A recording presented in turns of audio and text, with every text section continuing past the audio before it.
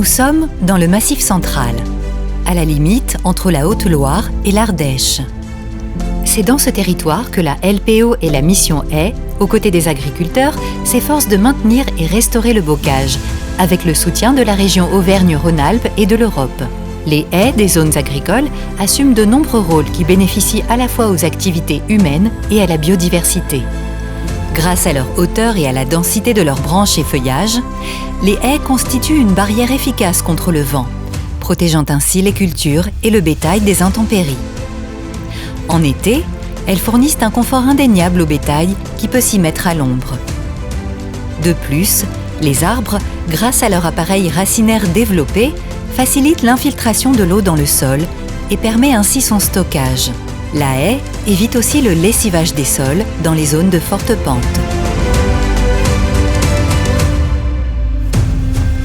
Sans taille régulière, une haie vieillit.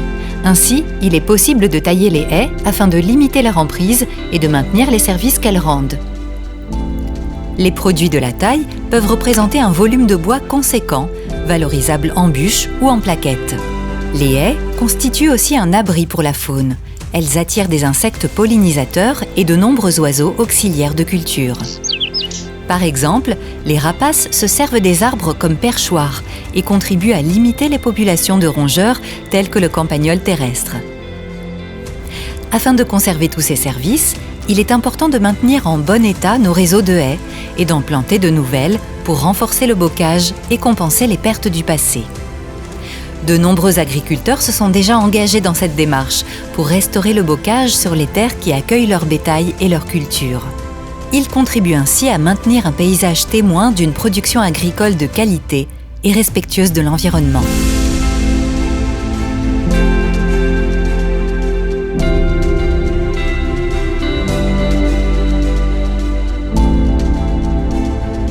Bonjour, Chambon Fabrice, j'ai 41 ans. Je suis engagé avec ma femme sur la commune des Vastres en Haute-Loire, sur un plateau à 1100 mètres d'altitude. On est en agriculture biologique, production de lait. On livre à Biolait, un groupement de producteurs. On est donc sur un chantier de plantation d'arbres en partenariat avec la LPO. Alors on a fait ça pour plusieurs raisons. La première, déjà mes parents avaient planté des haies il y a une trentaine d'années sur les plateaux pour couper le vent, parce qu'on est très venté. La plantation a plutôt bien marché, l'effet escompté était là, c'est-à-dire on a coupé le vent. Sur les 100 mètres à côté de la haie, on a une production d'herbe intéressante. Bien moins de problèmes de gel, bien moins de problèmes d'assèchement d'herbe l'été à cause du vent. J'ai repris des parcelles donc, sur un plateau un peu plus bas, qui sont assez humides. Mais c'est un plateau, une plaine même on pourrait dire, qui est vachement prise par le vent du nord. Alors le but de la haie, c'est de couper ce vent, là aussi, d'optimiser les repousses de l'herbe, d'améliorer la condition d'élevage des bêtes.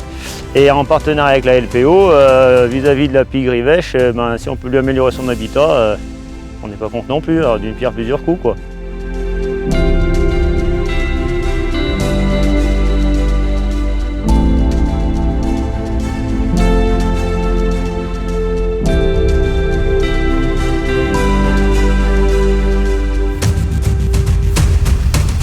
Si, comme Fabrice, vous voulez entreprendre la plantation d'une ou plusieurs haies, il est possible de bénéficier d'un conseil technique afin de faire les bons choix pour le lieu d'implantation et les essences à privilégier.